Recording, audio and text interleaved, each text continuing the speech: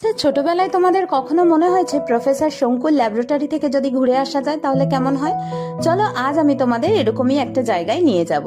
Hello, আমি Arpita, welcome to my channel Bong panda light. আজ আমরা চলে এসেছি সিটি টুর পাশেই অবস্থিত প্রফেসর শঙ্কু পার্কে।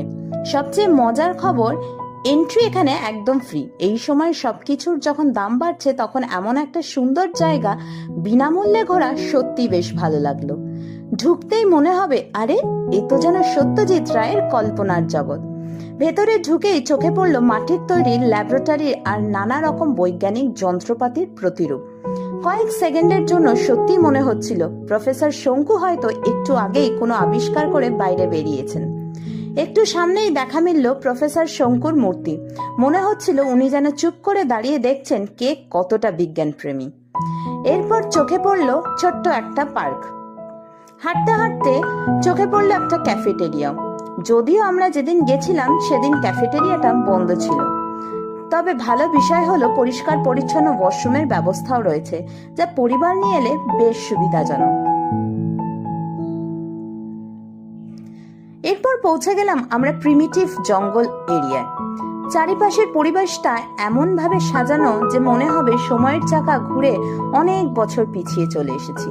তারপরেই সামনে হাজির একটা ইজিপশিয়ান মমি। হ্যাঁ, ঠিকই শুনছো, তবে ভয় পাওয়ার কিছু নেই। ছবি তোলার জন্য একদম পারফেক্ট জায়গা। পুরো পার্ক জুড়ে রয়েছে প্রচুর গাছপালা, খোলা জায়গা আর বসে গল্প করার মতো সুন্দর ব্যবস্থা। শহরের ব্যস্ততা থেকে একটু দূরে এসে মনটা যেন নিজে থেকেই ফ্রেশ হয়ে যায়। সবশেষে নজর কাড়ল দারুণ ওয়াল পেন্টিং। প্রতিটা ছবির মধ্যেই রয়েছে বিজ্ঞান আর শিল্পের এক অসাধারণ মেলবন্ধন। যদি বাড়িতে ছোট বিজ্ঞানী থাকে তাহলে তো কথাই নেই, কারণ বাচ্চাদের ঘুরিয়ে আনতে এটা একদম আদর্শ জায়গা। খেলতে খেলতেই ওদের কৌতূহল আর বিজ্ঞানের প্রতি আগ্রহ দুটোই বাড়বে। তাহলে আর দেরি কিসের জন্য? একদিন সময় করে ঝটপট চলে এসো প্রফেসর শঙ্কু পার্কে। আর ভালো লাগলে আমার এই ভিডিওটাকে অবশ্যই শেয়ার করো।